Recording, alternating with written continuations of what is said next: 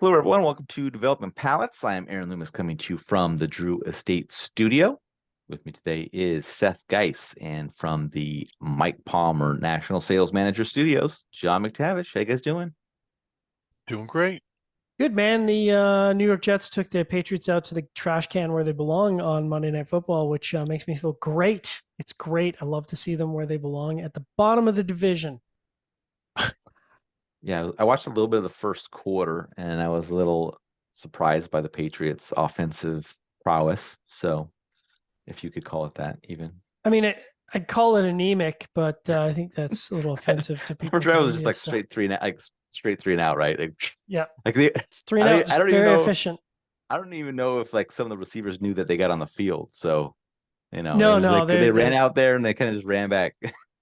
you could see the look in the faces of the defense by the second quarter. They're like, really? I got to go back out to the. I was just out there. I need some oxygen. I'm so tired. Yeah. Yep. All right. Anyways, today we are talking about the Aganorsa Leaf Arsenio Corona. Woo. This cigar is 6-inch by 44. Comes out of the Agricola Ganadera Norteña factory in Nicaragua. Wrapper is Nicaraguan Jalapa Corojo 99. The binder is double Nicaraguan Esteli Criollo 98. And the filler is Nicaraguan Jalapa and Condega. Price point is $14.99, and the cigar was released in June of 2024. So with all that out of the way, Seth, what was your overall experience like with this cigar? Well, listen, you're hiding the cigar right there, man. They don't do that stuff, so it's one of those. It was remove all the stuff. It was an average cigar appearance, dry.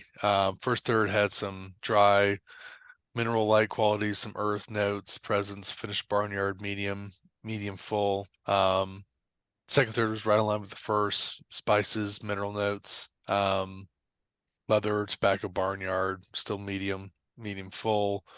Um,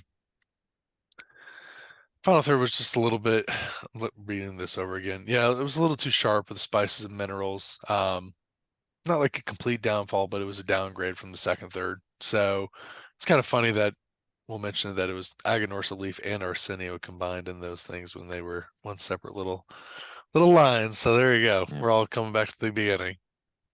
All right, John, what were your thoughts? Yeah, first third for me got going with nuts, sweet tobacco, kind of a light plus earth and spice combo with some wood accents in the finish. Spice ramped up to about medium on the retrohale with some syrupy sweet tobacco and spicy finish, which is really nice. I'd say that profile is pretty stable till about the halfway point where the spices backed off to about light, maybe just over light plus. Second, third, kind of creamy spices, medium strength, wooden spices returning the post draw with a little bit of dry wood accenting. Bread kind of moved under the spices, trying to break through, but I don't think it could because the spices are just a little too intense. At the halfway point, dry wood was in the center of the profile, and then in the bottom half, kind of leading by creamy wood with medium strength spices in the center. So second third was still pleasant, but not quite the same level of complexity for me as that first third. And then last third, creamy wood leading off with spices and earth at medium strength in the center, and then spices and wood on the finish. Medium full pepper on the post draw after a short delay, which kind of surprised me because it wasn't present up until that point. And then got some kind of muted vegetal notes on the retrohale, which was interesting. And then at the halfway point, some mild tannins and bitter wood joined the finish. So not quite the same experience as the first and second thirds.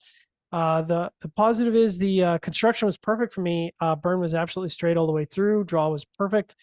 So I would say overall for me the flavor profile was above average with perfect construction. So Aaron, what about you? Yeah, for me, the cigar started with toasted cedar, black pepper, and mild earth. Got some leather that joined a bit later.